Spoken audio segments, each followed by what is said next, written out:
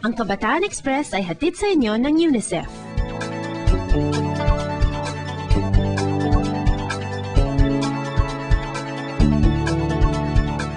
Dito sa Pilipinas, iba't ibang mukha ng child labor ang nakikita natin. Dahil kasi sa kahirapan, kaya parang nagiging natural na lang na tumulong at maghanap buhay ang mga kabataan para sa kanilang mga magulang.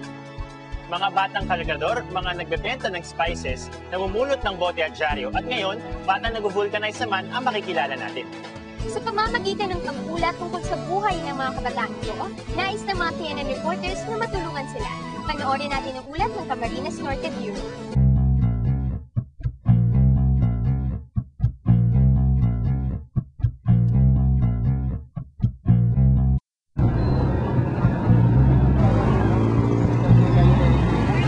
Kung may mga talyer o paayusan ng kotse sa barangay ninyo, pihadong pamilyar na sa inyo ang mga ganitong eksena. Isa sa pinakakaraniwang makikita natin sa mga paayusan ay ang pag-vulcanize o pagtatakip sa butas ng gulong. Sa ganitong gawain namin naabutan si Richard. 17 taong gulang pa lang siya, pero mukhang sanay na siya sa ganitong gawain. Ipinakita niya sa amin kung paano ginagawa ang pag-vulcanize. Una, ibinababad ang loob ng gulong sa buntugan upang hanapin kung nasaan ang butas. Ilalagay ito sa umaapoy na piston at pipihitin. Pagkatapos ng pagpihit, lalagyan na ang piston ng krudo o diesel. Hahayaan ito ng mga 10 minuto. Kapag wala ng butas ang interior, pwede na itong ipasok sa gulong. Bobombahan na ito at ayun, parang bago na uli ang gulong. Alas 8 pa lang ng umaga, naghihintay na si Richard ng customer katabi ang kanyang toolbox at ang mga gamit tulad ng piston, buntugan at pambomba. Buong araw na siyang mag-vulcanize. Hanggat may customer, sige lang, talagang nagbubuhos ng panahon at lakas si Richard para makatulong sa pamilya niya. Wala kasing trabaho ang kanyang ama. Binibili kong bigas tapos pambaon ng mga... Dahil sa pangangailangan, 5 taon nang nagtsatsaga si Richard sa ganitong trabaho. Kahit na minsay may dala itong panganib.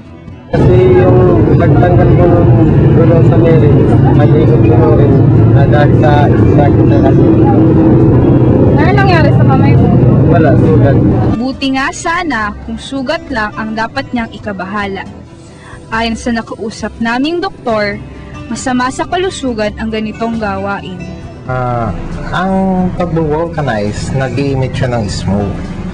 Yung smoke, maraming components. Meron niyang isocyanates, aromatic amines, aldehydes, na pwedeng mag-elicit ng coughing doon sa nag-vulcanize. Prolonged exposure, pwede rin nag-result sa loss ng elastic tissue ng lungs. Ang consequences nun, pwede sa magkaroon ng chronic bronchitis, emphysema, o pneumonia, pwede rin mag-lead sa pulmonary tuberculosis. Ayon pa rin kay Dr. Grecia, kung di talaga maiiwasan ang gawaing ito'y may mga pwedeng gawin para di gaanong malala ang maging epekto nito sa kalusugan. Unang-una, dapat ang working place nila ay open space. Kasi, para yung pasok ng smoke, in and out. Hindi nila ma-inhale. Hindi tulad pag closed space, masyadong concentrated yung smoke.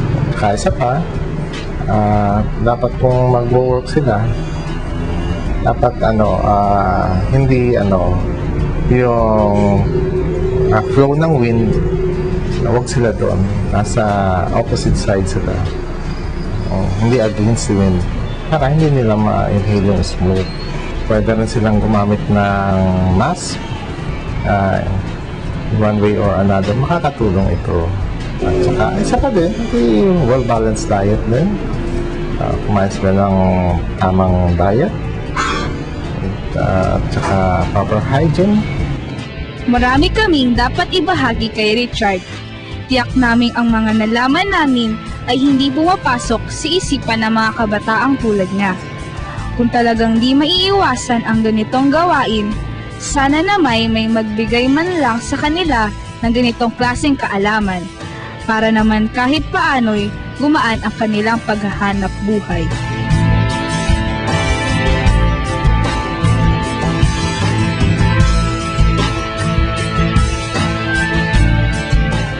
Ang Kabataan Express ay hatid sa inyo ng UNICEF.